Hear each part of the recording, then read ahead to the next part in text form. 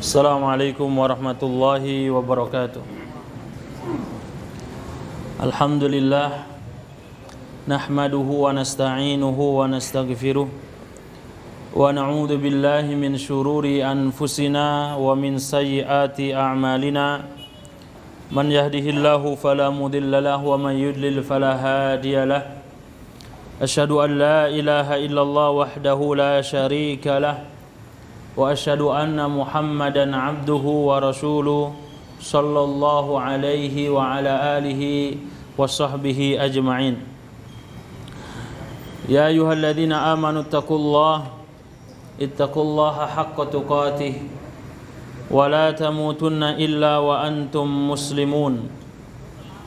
Amma ba'd, fa inna asdaqal hadithi kitabullah wa khairal huda huda Muhammadin sallallahu alaihi wasallam wa syarrul umuri muhdatsatuha fa inna kulla muhdatsatin bid'ah wa kulla bid'atin dhalalah wa kulla dhalalatin finnar. Kaum muslimin yang dirahmati Allah tabaraka wa taala, alhamdulillah di kesempatan sore yang berbahagia ini Allah tabaraka wa ta'ala mencurahkan limpahan karunia-Nya kepada kita sehingga kita bisa mujalasah, duduk di majelis ilmu. Ya, mudah-mudahan dengan hadirnya di majelis ilmu ini bisa menenteramkan jiwa, menenteramkan hati kita, dan menjadi pemberat timbangan kita kelak di akhirat. Salawat teriring salam semoga senantiasa tercurahkan, terlimpahkan kepada Habibun al-Mustafa Nabi Muhammad sallallahu alaihi wasallam, kepada istri-istrinya, keluarganya, dan siapapun yang meniti jejaknya. Semoga kita diberikan oleh Allah tabaraka wa ta'ala untuk bisa istiqomah di atas sunnah Rasulullah sallallahu alaihi wasallam sehingga tidaklah kita wafat kecuali dalam kondisi husnul khotimah. Bapak Ibu yang dirahmati Allah tabaraka wa ta'ala, insyaallah di kesempatan sore ini kita akan membahas yaitu tentang pemuda, inilah jalanmu. Jamaah yang dirahmati Allah tabaraka wa ta'ala, mengambil tema ini bukan tanpa alasan untuk kita kaji, untuk kita pelajari. Mengingat jumlah pemuda Indonesia ini cukup mendominasi, tidak terkecuali di Sukabumi ini. Jumlah penduduknya berapa, Pak? Nggak tahu ya, nggak apa-apa lah. Di Cianjur jumlahnya 3 juta, 3 juta penduduk. Ya, usia mudanya 45%.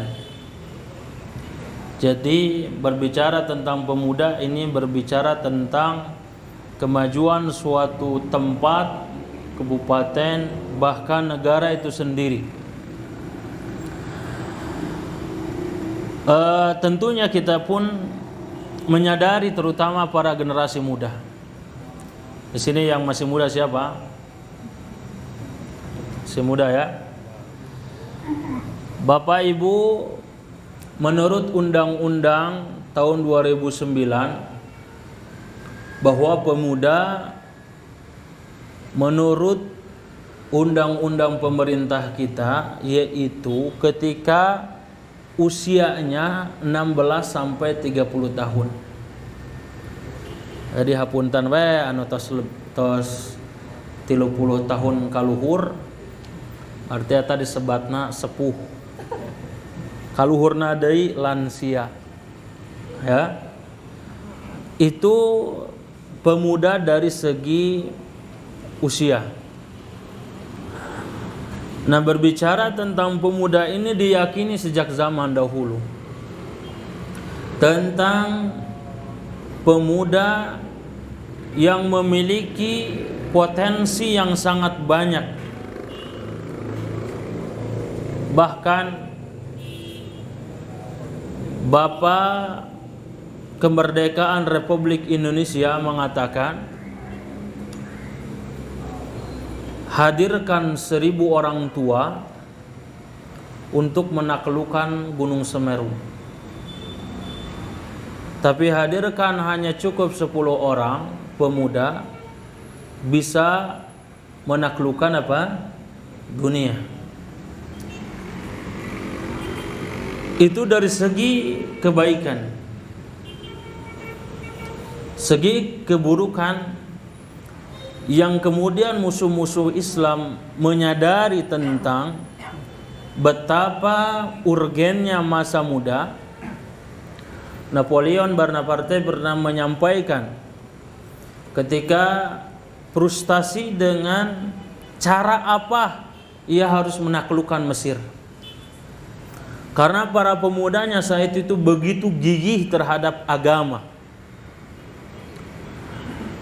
Maka dia berorasi, lalu diambillah kesimpulan bahwasanya menghancurkan mereka tidak bisa dengan senjata, tidak bisa dengan perkara yang sifatnya foya-foya, ya, tetapi cukup lalaikan masa muda anak-anak itu, ya, dengan yang disebut Ghazwatul Fikr, perang pemikiran.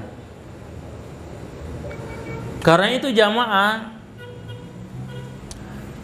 beberapa menit lalu, ya, atau jam hari ini terjadi ledakan di mana? Di Makassar. Tidaklah orang itu konyol melakukan satu tindakan yang bisa merenggut nyawanya, kecuali dampak dari peperangan yang disebut dengan Ghazwatul Fikr, perang pemikiran. Dan saat ini luar biasa terjadi pola pikir, berdiskusi, berdialog, bahkan berdebat, di mana yang paling membahayakan adalah tatkala sampai pada titik agama menjadi taruhannya.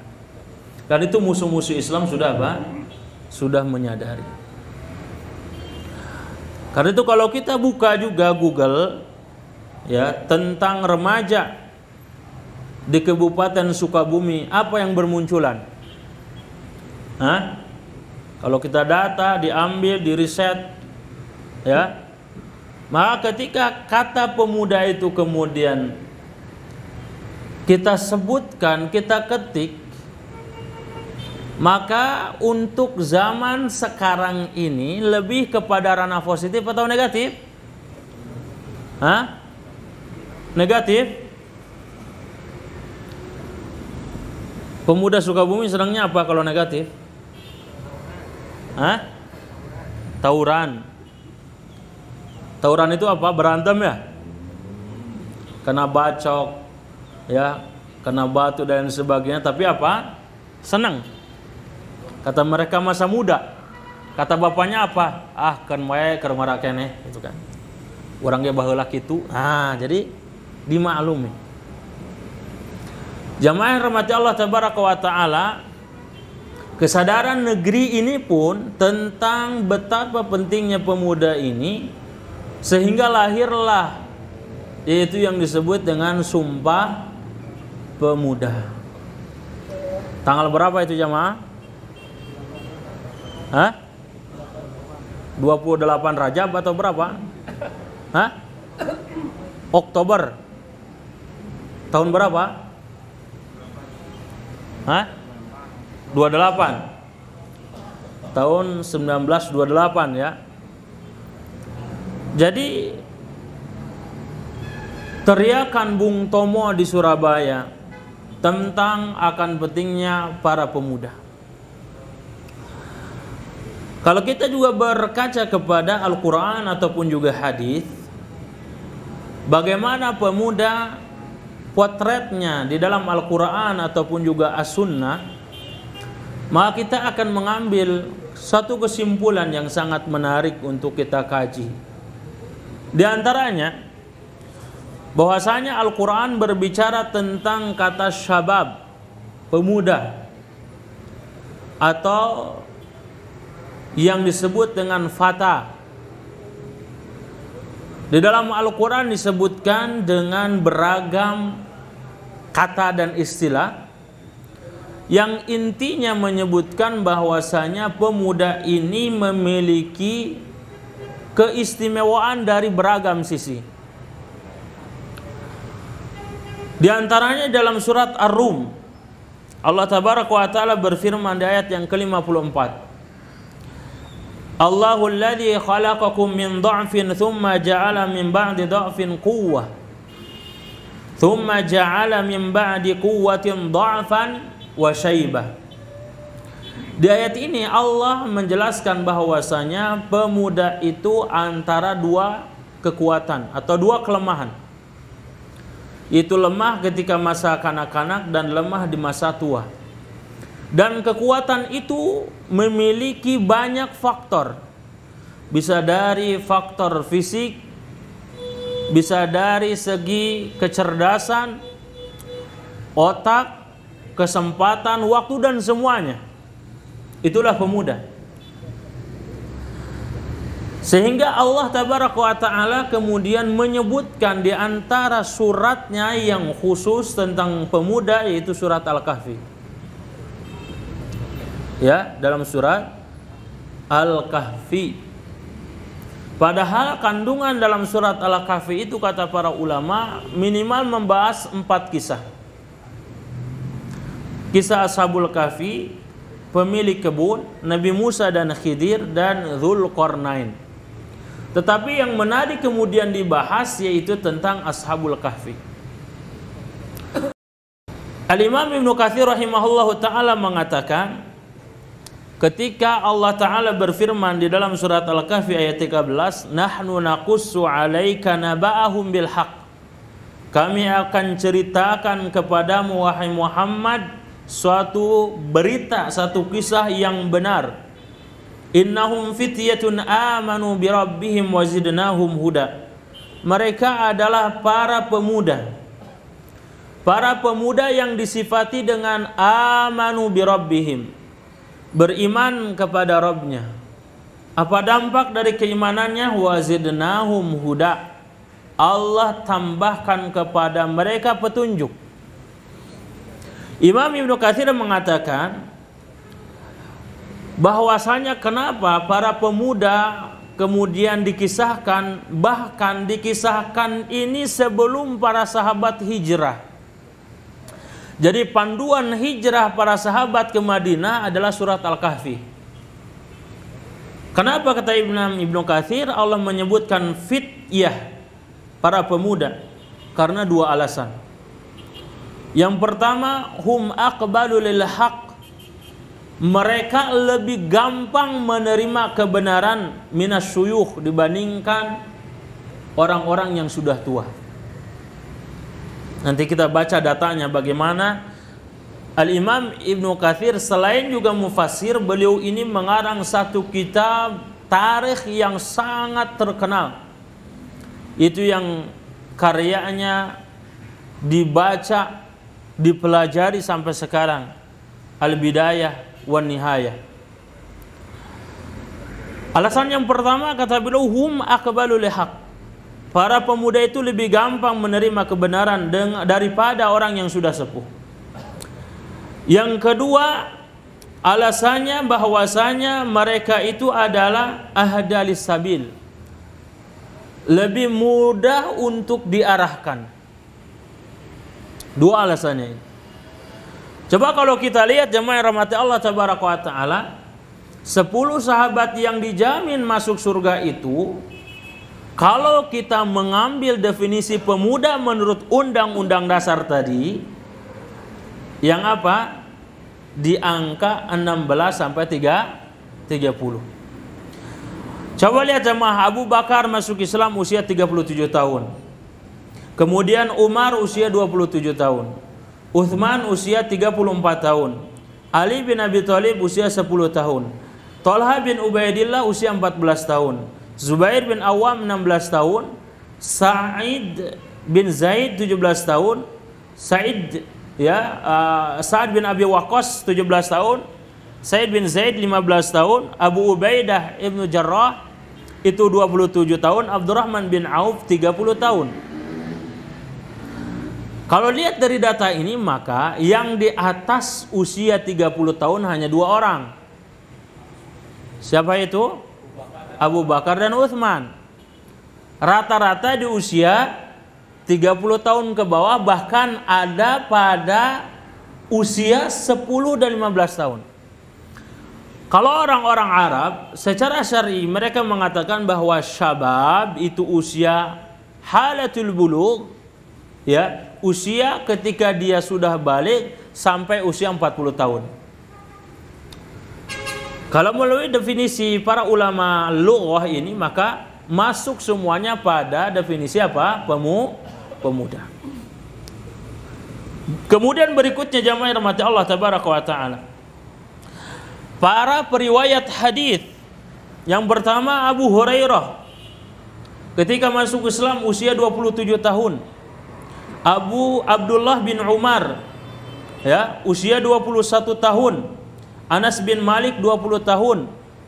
Aisyah binti Abi Bakar 18 tahun. Abdullah bin Abbas 15 tahun dan Sa'id Al-Khudri 20 tahun.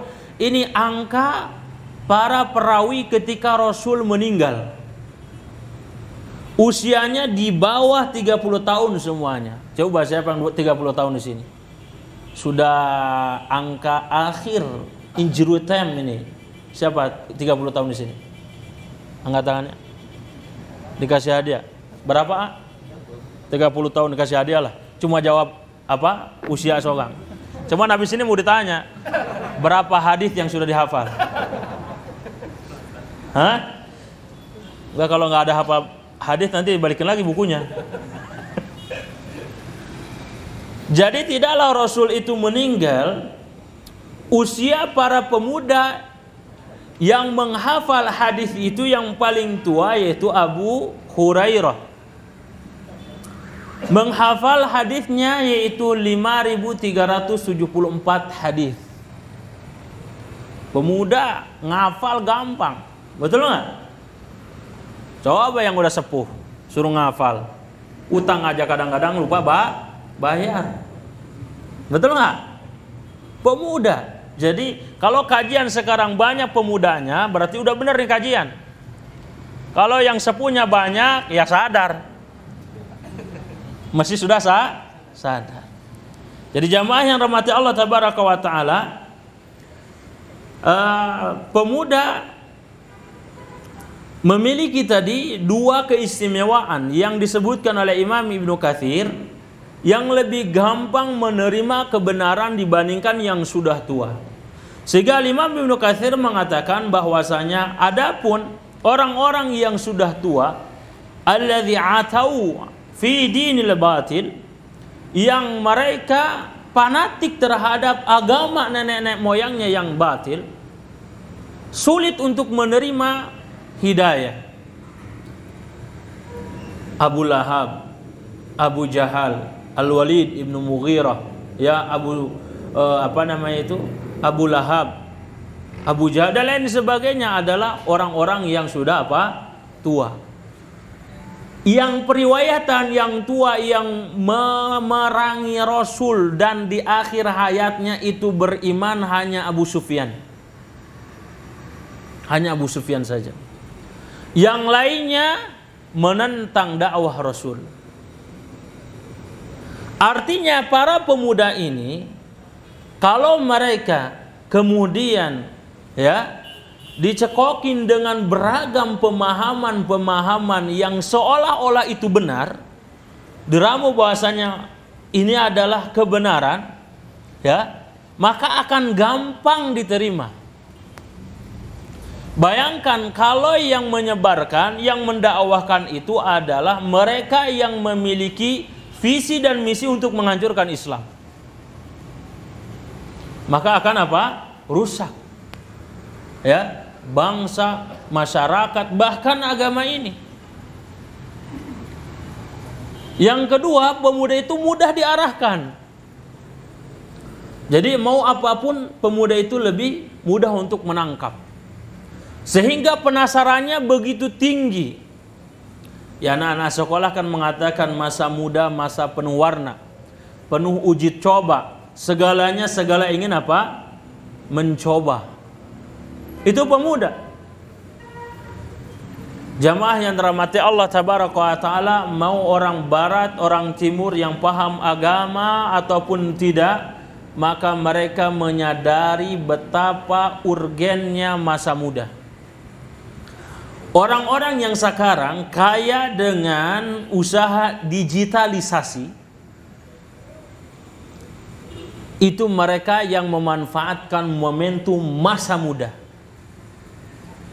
Orang yang punya Facebook sekarang ini, dia membuat Facebook itu usia 19 tahun.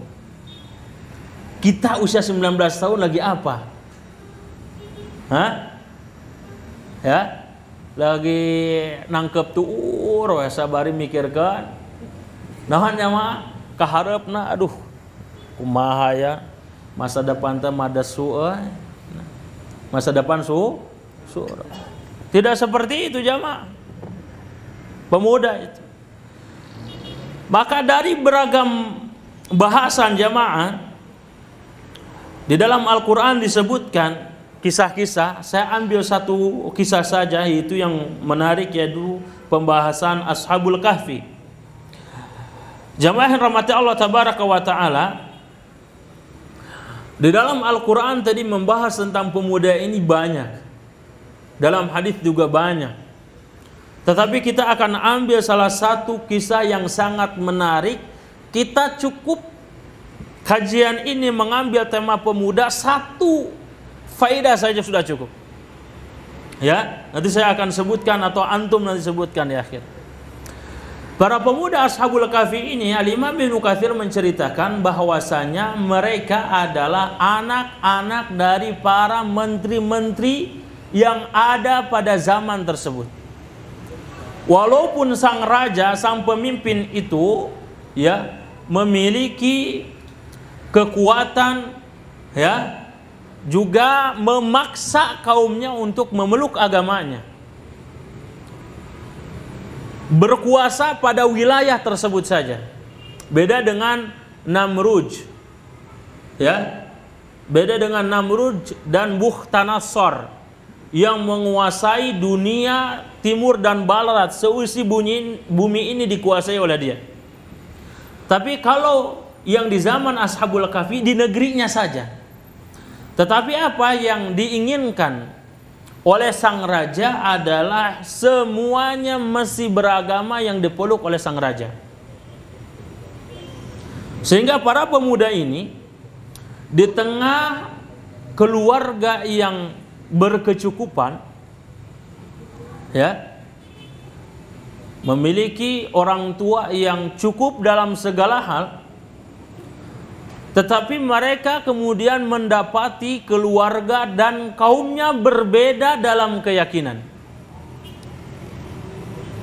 Dari sini saja jamaah, pemuda sejati adalah pemuda yang tidak terbawa arus lingkungan. Itu susah. Satu hal ini saja yang ada pada diri seseorang pemuda, bahwa dirinya tidak terbawa oleh arus pergaulan lingkungan dan temannya, udah susah sekarang. Temannya pada ngerokok, dia nggak ngerokok, banci katanya. Padahal banci juga ngerokok. Ngerokok nggak banci? Ini rokok ini yang sederhana lah. Saya nggak cerita Sukabumi lah, Cipanas lah. Data tahun 2012, anak-anak itu merokok itu sudah tingkat SMP. Di sini SMP apa? Udah pada ngerokok belum? Jadi sarapannya itu rokok. Itu tahun 2012. 42% sudah tidak perawan. Tingkat SMP dan SMA. Ya. Jadi kalau mereka tidak merokok saja, tidak diajak bergaul. Jadi identitas seorang pemuda sejati itu tidak tergoyahkan, tidak terbawa arus ya keburukan yang ada pada lingkungannya. Sehingga jamaah yang rahmati Allah tabaraka wa taala, sang raja kemudian memberikan ultimatum kepada rakyatnya, kepada para tentaranya untuk menyampaikan bahwa siapapun yang tidak memeluk agama yang kita peluk maka harus dibunuh.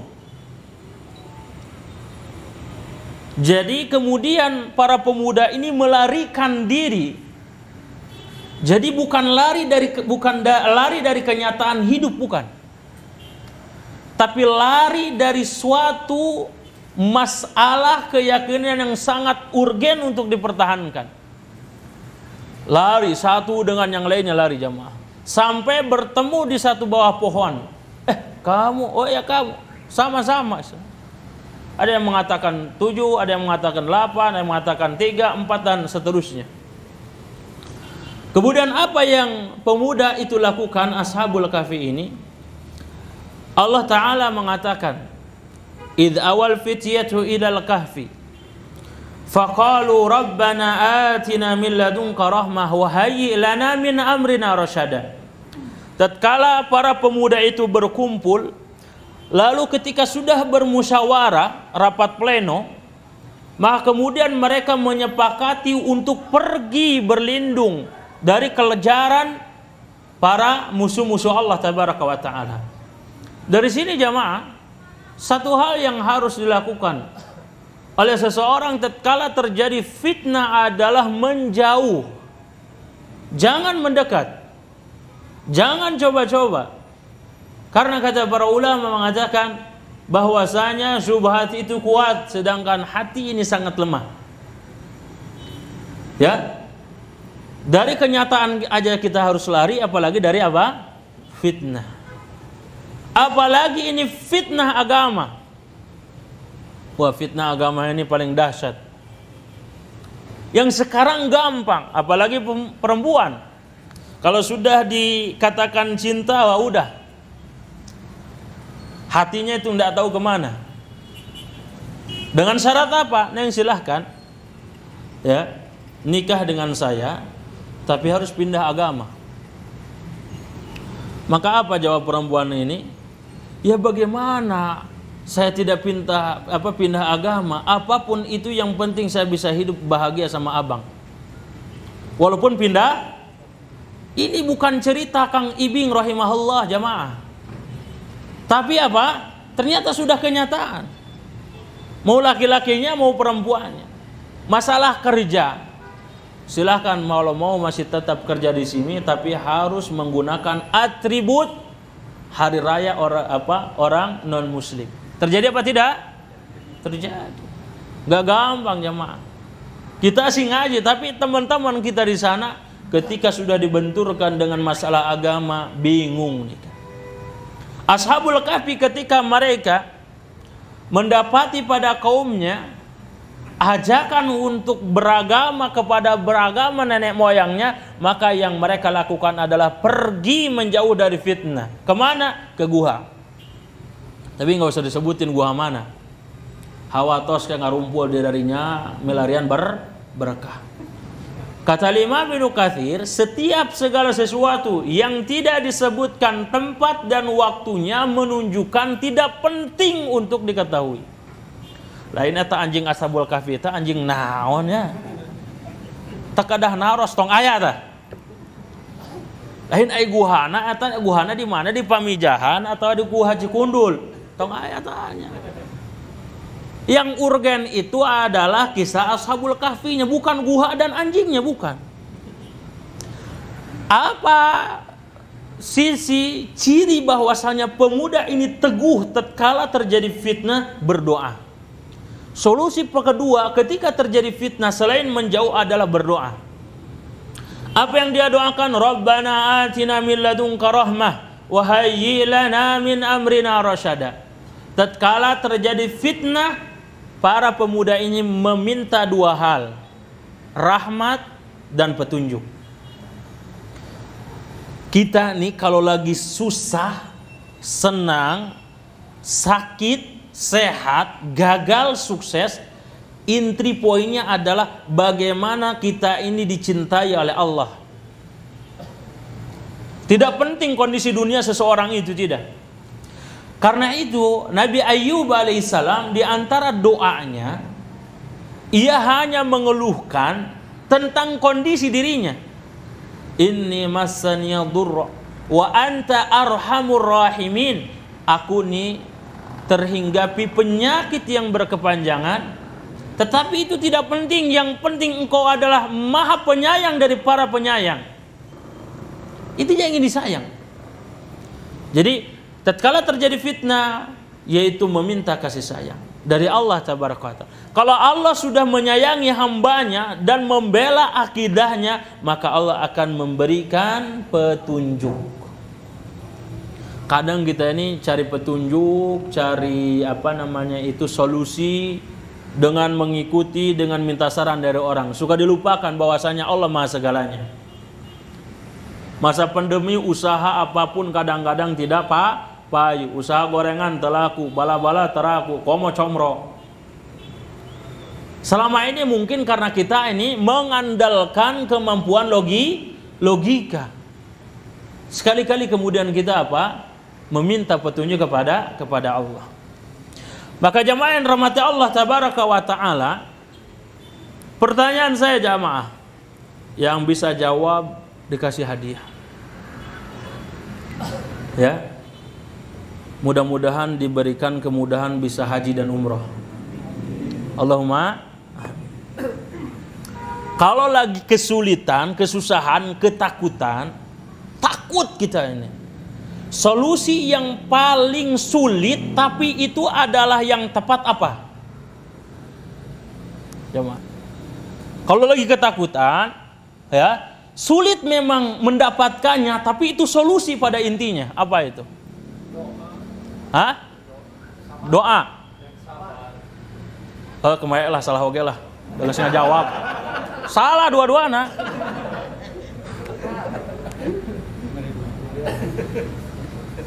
Salah oke di bere buku tuh.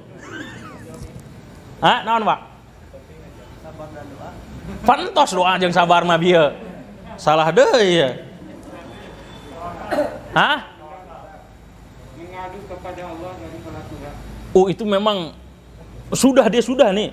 Kan tadi Rabbana atina min ladunka rahmah wa hayyi lana min amr. Tos doa. Apa setelahnya jemaah? Sekieu we. Pernah ngalami sieun? Berapa? Merasa terancam? Pernah? Teu pernah saat solusinya apa? Susah didapat, tapi itu adalah solusi. Hah? Hah? Pantos kabur ka gua. Kajian geus beres ka dieu lah. Merangang naon, Pak? Tidur. Ya. Kajian tong sare. Inti solusi dari ketakutan yang ada pada seseorang itu, kalau takut bisa tidur apa enggak? Moal bisa. Sok we, dalam kondisi terancam nyawa. Ya enggak? Diancam, diintimidasi, hendak dibunuh, dibakar. Moal bisa sare, moal. Hah? Si horeng moal bisa sare, tapi di pengajian molor. Salah atau salah solusi? Tidur. Setelah mereka itu Allah giring ke satu tempat, berdoa, memohon petunjuk. Apa solusi yang Allah setelahnya yang ketiga? Tidur. Enak gak tidur ketika ketakutan? Jamaah, perang Badar, ya, perang Badar ini terjadi ketika Ramadan. Genting. Ya, apalagi para sahabat ini tidak membawa perbekalan senjata.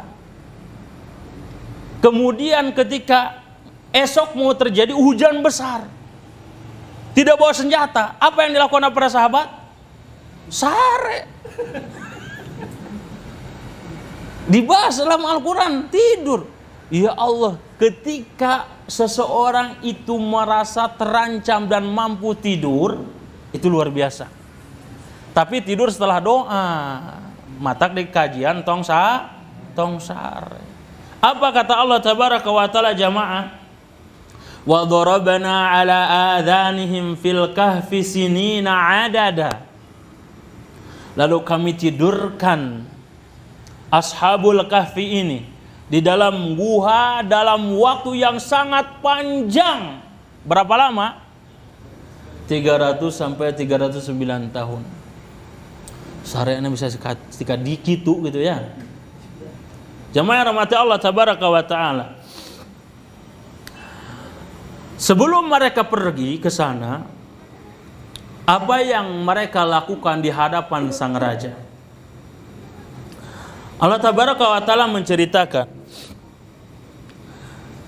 bahwasanya mereka sebelum pergi itu mengikrarkan, istilahnya apa namanya itu, memviralkan kalau sekarang itu, bahwasanya mereka adalah orang-orang yang beriman kepada Allah. Rabbuna rabbus samawati wal ard, Rabb kami adalah pemilik langit dan bumi. Lan nad'u min dunihi ilaha laqad qulna idzan syatata, dan kami tidak mungkin untuk menyembah, untuk berdoa kepada selain Allah. Lihat betapa teguhnya mereka. Jadi sekarang saya tanya ke jamaah, satu kata untuk pemuda Ashabul Kahfi ini apa? Hah? Pemberani. Yang lain? Pemberani, yang lain juga pada berani. Bom bunuh diri berani dia. Tapi konyol.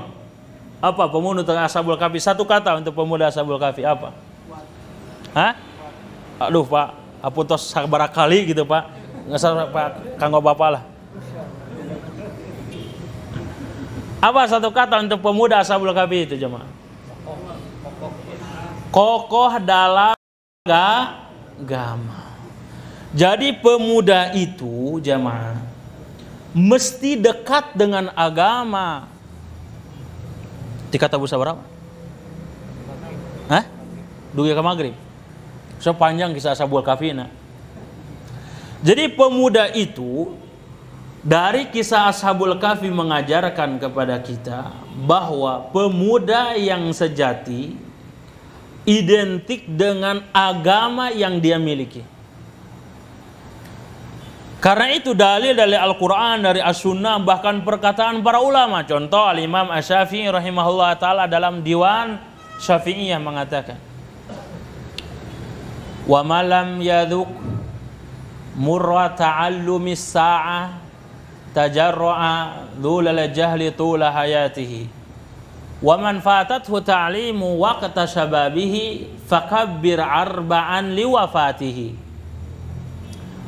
Siapa yang tidak pernah meneguk rasa pahitnya menuntut ilmu walaupun sesaat, maka ia akan menelan pil pahit bodohnya sepanjang masa. Siapa yang meninggalkan belajar di usia mudanya, fakabir arba'an liwafatihi, maka takbir 4 kali sebagai tanda dia itu mati. Takbir 4 kali barangan sholat apa itu? Sholat mayit. Jadi sekarang bapak yang punya anak, ataupun sekarang ananda yang masa mudanya tidak perlu banyak memiliki hegemoni untuk mencapai A, B, dan C dan lain sebagainya.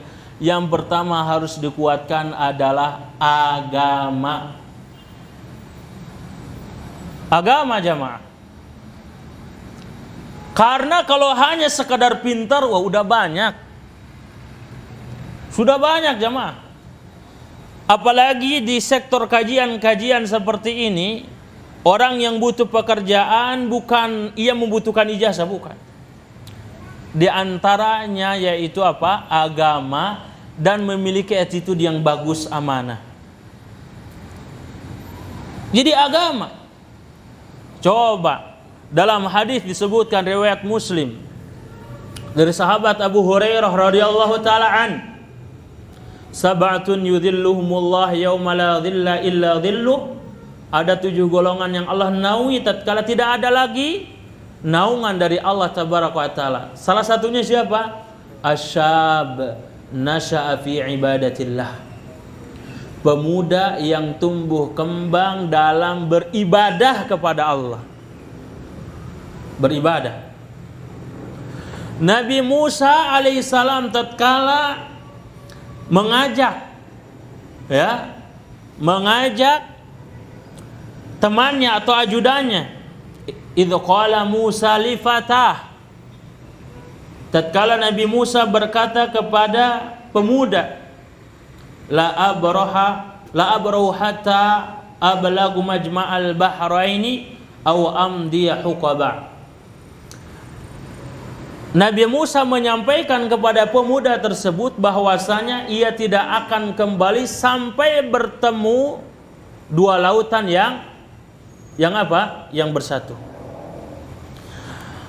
Melalui 1 ayat ini Allah ingin menyampaikan bahwa pemuda akan kokoh agamanya tatkala ada guru yang gigih mendidiknya.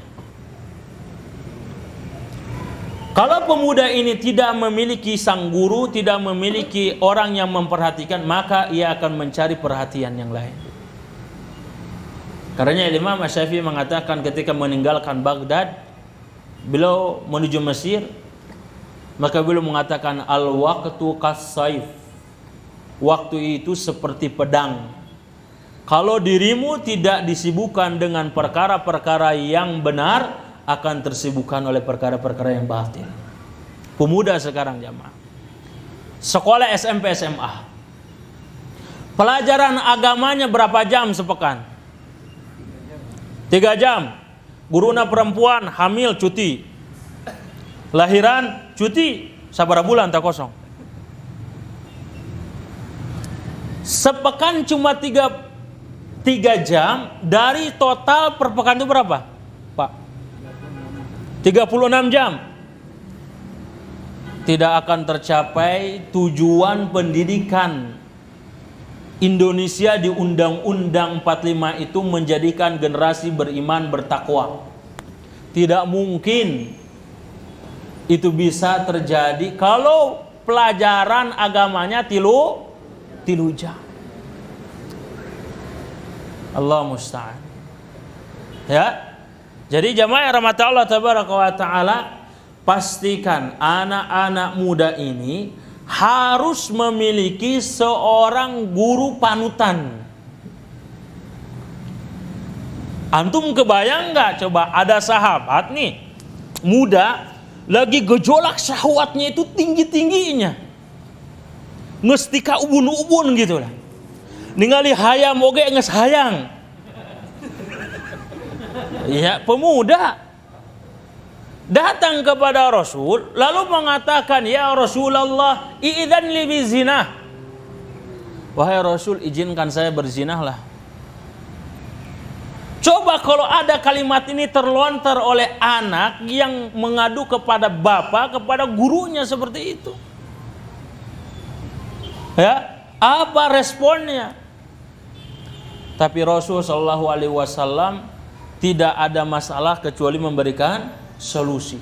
Tidak ada perintah kecuali memfasilitasi, tidak ada larangan kecuali memberikan solusi. Kelar tuh. Si pemuda itu tidak jadi berzina. Ya, kenapa? Karena di bawah bimbingan seorang alim. Pemuda-pemuda di zaman Rasul, antum pernah dengar hadis sallu kama ra'aitumuni usolli? Pernah dengar jemaah? Sering itu disampaikan. Itu keluar dari sabda Rasul ketika para sahabat muda itu sudah bersama Rasul 20 hari. Ya, sekarang ikut daurah lah. Dibimbing oleh seorang alim. Ya. Tapi kalau tidak ada seorang alim, ya gimana? Akan menjadi pemuda yang kokoh seperti apa? Nanti rapuh dia. Ya, coba ke sekolah-sekolah rohisnya, ataupun juga kampus dengan BEM dan lain sebagainya, apakah bisa di data statistikan, kemudian kita mengambil kesimpulan apa yang dilakukan oleh pemuda saat belajar seperti itu? Yang ada apa? Tadi tawuran, minum-minuman, pergaulan bebas, kalau agak keren dikit demo. Betul nggak? Terbawa oleh situasi dan gembosan syubhat. Pemimpin kita ini zalim, ya, melakukan orasi-orasi, mencaci maki pemimpin-pemimpin, padahal pemimpin dia itu sendiri. Ini karena tidak ada yang membimbing. Makanya satu masjid itu harus ada ustadz yang membimbing. Sehingga ketika pemuda ini memiliki beragam masalah terselesaikan. Ya, di satu komunitas saja tidak cukup, jemaah. Komunitas dan identitas kita ini Islam. Jadi tidak cukup kemudian mengikuti suatu ormas A, ormas B, klub A, klub B dan lain sebagainya. Tetap harus ada si ustadz yang berada di setiap waktu dia butuh. Berikutnya jamaah yang rahmati Allah tabaraka wa ta'ala, di dalam kisah Ashabul Kahfi juga, bagaimana dampak bergaul dengan orang-orang soleh. Nah, ini hikmah si anjingnya nih. Anjing saja bergaul dengan orang-orang yang soleh berdampak pada apa? Bukan anjing yang soleh, bukan. Bisi kaburu dijawab. Hukum anjing apa? Najis. Ya, memperjualbelikannya juga hasilnya diperselisihkan oleh para ulama. Ada hal-hal di mana boleh memelihara anjing, tetapi tatkala anjing ini berada dengan orang-orang yang soleh, Allah abadikan di dalam Al-Quran. Allah abadikan di dalam Al-Quran. Maknanya setelah para pemuda ini memiliki guru seorang alim, maka juga dia harus memiliki teman yang sama dalam tujuan hidupnya. Ya. Karena itu Rasul berulang kali menyebutkan urgensi teman. Rasul mengatakan al-mar'u ala dini khalilih. Agama seorang teman itu tergantung dia bergaul dengan siapa. Karena itu carilah teman yang apa? Yang mendukung agamanya. Ashabul Kahfi ini jamaah adalah mereka yang memiliki kekokohan agama, lingkungan yang tidak mendukung, tapi yang urgen setelahnya adalah bagaimana dapat berkumpul dengan orang-orang yang sama dengan dia. Anda ini udah hijrah nih misalnya, gaulnya sama yang belum hijrah. Ada perasaan nggak klub gak jamaah? Ada apa enggak? Kalau mau salamnya udah beda gitu kan. Kalau yang udah hijrah, assalamualaikum ya akhi. Kalau yang belum hijrah, hey bro, oh kan, udah beda di kalimat juga. Jadi jamaah yang rahmati Allah tabaraka wa ta'ala, yang berikutnya setelah agama, guru, teman, seorang pemuda ini harus memiliki teman yang mendukung dirinya. Jamaah 10 sahabat yang dijamin masuk surga, 6 sahabat hasil dari jeripayah dakwahnya Abu Bakar. Kebayang gak itu bagaimana limpahan pahala Abu Bakar? Ya, Abu Bakar jamaah. Kenapa? Itu dampak bergaul. Bisa dipastikan jamaah, anak-anak muda yang kemudian dia baik buruk bisa dipastikan itu karena dampak dari teman. Dr. Nablus hafizahullah taala ketika ditanya dalam siaran televisi secara langsung di Suriah, beliau membahas tentang dampak pendidikan pada anak. Maka beliau menyatakan bahwasanya masa muda itu bersama teman waktunya lebih banyak dibandingkan dengan orang tuanya. Coba yang sekarang pemuda-pemuda, kapan ngobrol sama orang tua? Kapan curhat? Kemana curhatnya? Ke teman-temannya, sohib-sohibnya. Jadi jamaah yang rahmati Allah tabaraka wa taala, pemuda itu selalu memilah dan memilih teman. Pilih teman yang bisa dengannya kita bisa saling makin dekat dan saling menasehati. Berikutnya jamaah yang rahmati Allah tabaraka wa taala,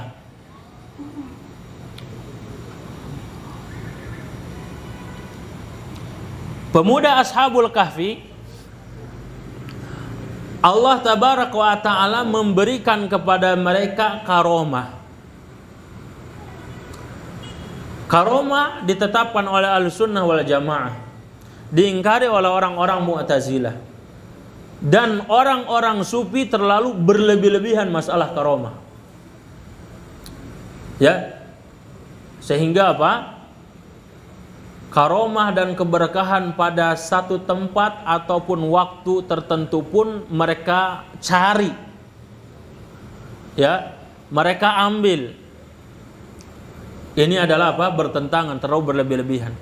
Sehingga apa yang terjadi jamaah yang dirahmati Allah tabaraka wa taala di sini nih, bahwasanya orang yang beragama dengan benar, kokoh akidah dan imannya, Allah akan jaga. Bagaimana Allah Ta'ala menjaga Ashabul Kahfi itu? Ketika mereka tidur, Allah jaga tidurnya. Dibulak-balikkan badan mereka itu supaya tidak apa? Termakan oleh rayap. Maknanya jamaah, bahwasanya orang-orang yang beriman itu akan Allah jaga hatta sampai pada tubuhnya. Dan tidak mudah ketika orang, wah saya beriman tapi kok hidup kayak gitu kan. Saya sudah hijrah kok makin terpuruk. Justru karena hijrah dan beriman itu butuh di apa? Butuh diuji. Tidak spontanitas kemudian apa datang jawaban. Tidak spontanitas solusi itu menghampiri. Cenah cek Al-Quran, wa may yattaqillah yaj'al lahu makhraja. Siapa yang bertakwa kepada Allah, Allah akan bukakan pintu-pintu solusi dari beragam sisi. Tika ayeuna teu boga pagawean. Aya teh nu kitu jamaah. Geus boga pagawean ayeuna bangkrut wae. Jamaah, wallahi demi Allah, bagi orang muslim 3 kondisi ini semuanya baik. Apa kata Syekh Muhammad At-Tamimi dalam Muqaddimah Qawaidul Arba'nya? Beliau mengatakan bahwasanya seorang muslim itu idza butuliya sabara. Ketika diuji, sabar. Ya. Ketika diberikan nikmat, dia bersyukur. Ketika dia berdosa, dia beristighfar. Wa hadhihi thalatha unwanus sa'adah.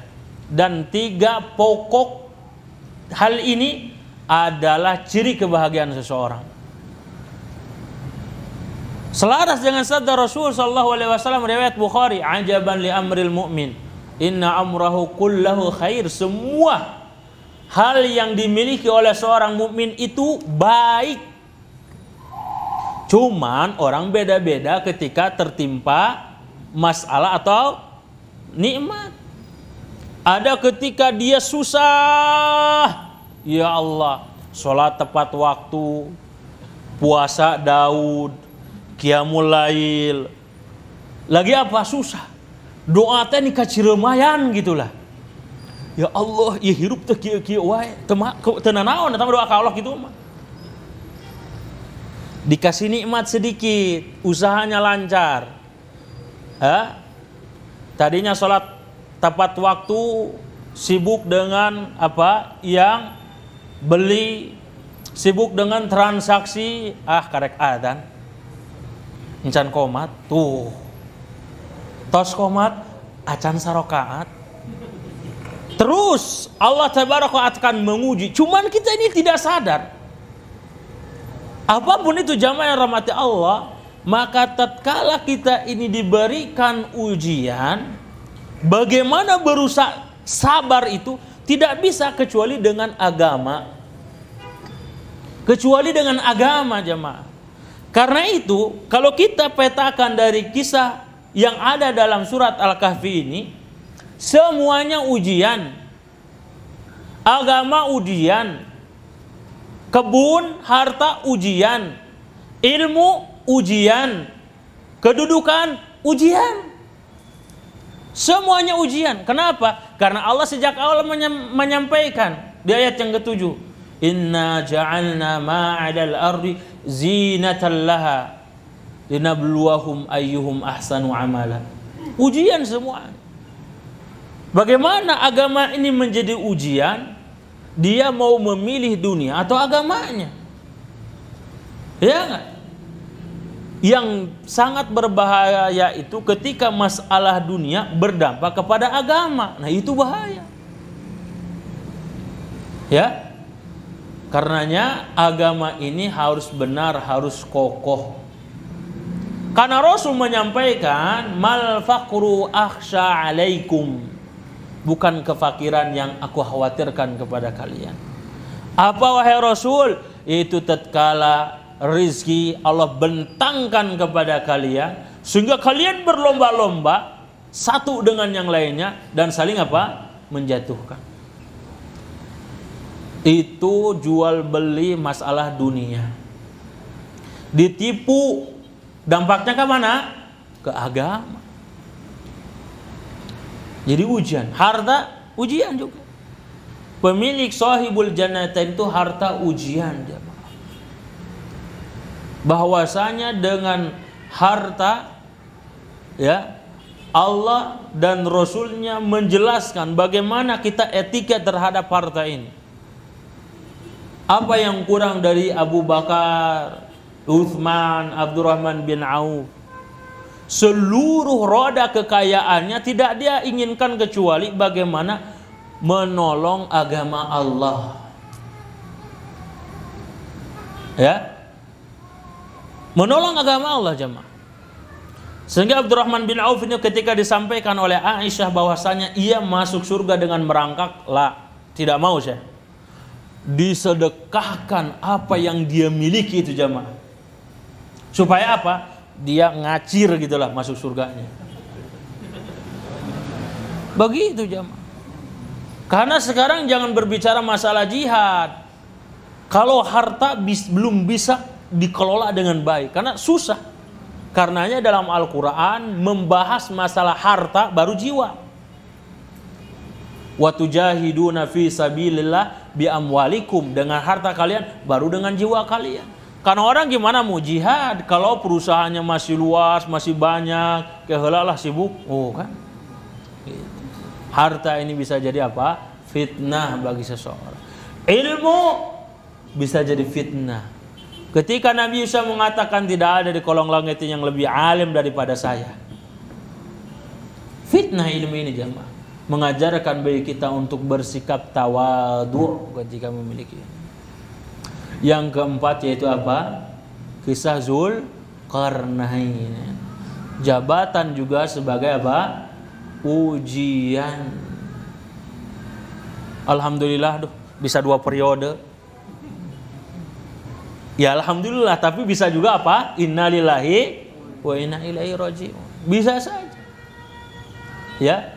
Lain sadina hadis oge na anu 7 golongan dinaungiku Allah teh salah sahijina nomor hijina ta imamun adil. Imam, benar. Tapi bisa mual adil. Ya, tapi daripada aku nulain mendingan ku saya. Apaan gitu? Jabatan ujian jamaah. Baik, itu saja yang bisa saya sampaikan jamaah. Setelahnya bisa diskusi, ada bertanya, ada yang kurang silahkan untuk dipertanyakan. Wallahu ta'ala a'la wa alam. Silakan jamaah.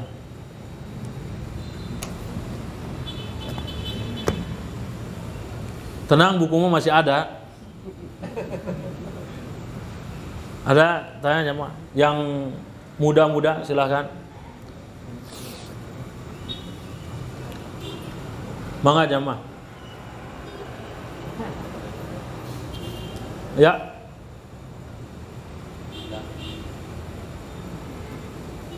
Badai naros, mual mayar dah.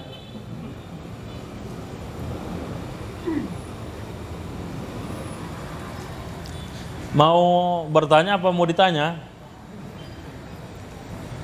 Kalau nggak ada yang nanya saya tanya ya. Jadi sebutkan berapa pelajaran dari kisah Ashabul Kahfi. Hah? Tong loba bating lah, 3 lah. Bisi pohon kaopat mah menang. Hiji. Heeh. Henteu eta faedahna. Enggak tahu. Enggak apa-apa jawab lah naon lah. Kisah dalam surat Al-Kahfi ada berapa? 4. Ashabul Kahfi, kisah Nabi Musa, Zulkarnain, sama tukang kebun. Tukang kebun. Betul enggak? Betul enggak jamaah? Betul, saya kasih lah.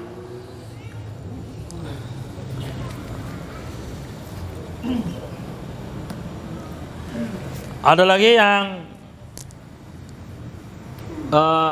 tunggu dulu, belum ada pertanyaannya. Antum badai naros apa badai taros? Hah? Badai naros atau ditaros? Aha. Mau ditanya? Oh ya. Gampang ya, ada pertanyaan alam kubur mah saya. Berarti pertanyaan alam kubur. Ada berapa pertanyaan di alam kubur? 3. Ya. Sebutkan 3 faedah dari kisah Ashabul Kahfi tadi. Yang pertama, ketika adanya fitnah, kita harus menjauh dari fitnah tersebut. Yang kedua, ketika terjadi fitnah, kita berdoa kepada Allah memohon rahmat dan petunjuk. Kemudian solusinya ketika kita takut adalah tidur walaupun itu sulit. Nah, udah berapa tuh? Masa kemudian nge 3 kali? Udah? Oke. Kayak kayaknya itu buku nanya. Wah, ini bahan kajian tapi nggak apa-apa buat antum lah. Silakan. Ada yang tanya lagi jamaah? Kalau enggak saya lanjutkan ini dikit. Lanjutkan aja. Oke. Tadi masalah agama jamaah. Jadi agama itu menjadi tameng, menjadi hijab, menjadi alat, sehingga tatkala terjadi fitnah pada pemuda itu, ia punya apa? Punya senjata, itu adalah agama. Saya sederhanakan dan contohkan. Ketika anak muda hendak melakukan beragam kejahatan dan kenakalan, maka secara fitrahnya akan kemudian berfungsi. Contoh tawuran, melukai orang lain. Tabiat manusia tidak seperti itu. Bahkan terhadap binatang pun Allah dan Rasulnya mengajarkan kita untuk beradab. Tidak boleh antum ada ayam, wah ayam terlucu, kok antum dilempar, nggak boleh. Ya, kamu sabar di talapung mah. Mau menyembeli, tidak boleh diperlihatkan apa? Pisaunya. Komo sabari diasah mah, sakedeung deui ya. Nggak boleh. Atau menyembelih di hadapan binatang yang lain. Kan? Sabari sampai digesek-gesek. Itu menang. Agama ini terhadap binatang saja bagaimana ada tata keramanya. Maka tatkala orang itu, pemuda itu mau melakukan beragam kejahatan, maka naluri fitrahnya akan keluar. Setelah itu akan apa? Dijaga oleh agama. Tidak boleh melukai orang lain, tidak boleh merampas hak orang lain. Ya. Ketika dia misalnya mau minum minuman yang terlarang, di antara maqasidus syariah yang 5, di antaranya adalah menjaga akal agar tetap berfungsi. Karenanya terlarang minum minuman. Tatkala pemuda itu ya ada kecenderungan untuk ingin mencoba minum minuman, maksudnya minum minuman terlarang, maka dengan fitrahnya dia akan apa? Akan menolak. Memang sudah seperti itu. Jadi kalau kalau sinyal itu kalau mau ngirim pesan tuh WA loading gitu ya, ketemu tuh jaringannya langsung apa? Sampai. Artinya bahwa ketika seorang itu hendak melakukan kemaksiatan tadi seperti minuman terlarang, maka fitrahnya sinyalnya akan kuat. Maka dia akan apa? Menolak. Nah, jamaah yang rahmati Allah tabaraka wa taala, para sahabat dahulu kebiasaannya minum khamar, itu sudah gaya hidupnya. 13 tahun tidak ada disentuh. Masalah apa? Minum khamar, sampai Allah mengatakan, "Cik atuh arek salat mah tong marabok." Ayat dalil Al-Qur'an sampai segitu. Ya ayyuhalladzina amanu la taqrabus sholata wa antum sukara. Wahai orang-orang yang beriman, janganlah kalian mendatangi sholat, mendekati sholat sedangkan kalian dalam kondisi teler. Cek bahasa Sunda mah kieu, cik atuh arek sholat mah tong marabok gitulah.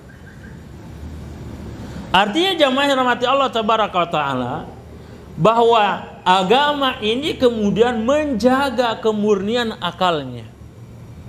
Dengan apa bisa terjaga? Yaitu ketika dia memiliki agama. Ketika pemuda ini hendak melakukan hubungan bebas, ya, maka fitrahnya akan muncul. Allah sebutkan dalam surat Yusuf.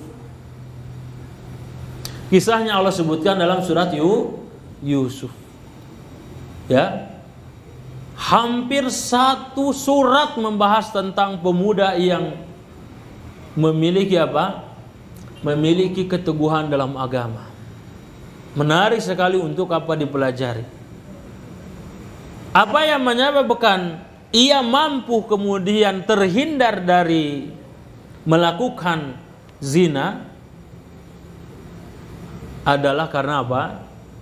Agama. Coba. Coba orangnya lagi di perasingan, masih muda, batur, pintu ditutup, jendela dikunci, anu ngajakna awewe, gelis, punya jabatan, ngomong kieu, jang ka dieu. Tongge kitu tos kajian keluar oge eta apa? Mata susah dikendalikan, liar. Sama dengan sekolah toge sarua gitu. Budak kene untuk kalau toge sarua. Itu bisa kemudian menjadi bentengnya itu adalah agama. Baik, itu saja. Ada yang tanya? Waalaikumsalam warahmatullahi wabarakatuh.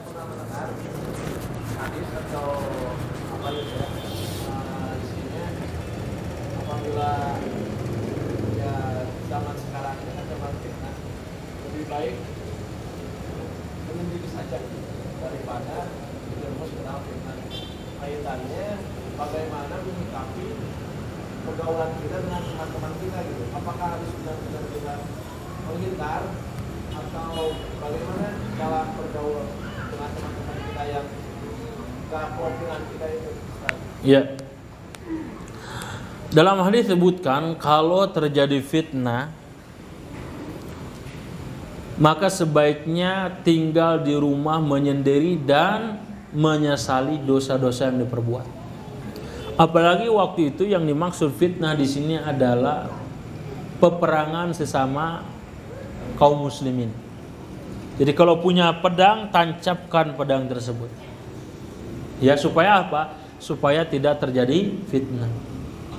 Apalagi ini fitnah sesama muslim. Allah mengatakan dalam surat Al-Hijr, wa in ta'ifatani minal mu'minina qatatalu. Ada dua kelompok orang-orang yang beriman, maksudnya sahabat, saling membunuh satu dengan yang lain. Maka yang paling tepat adalah tidak mengikuti kelompok A ketika tidak mengikuti kelompok B, diam ketika terjadi fitnah.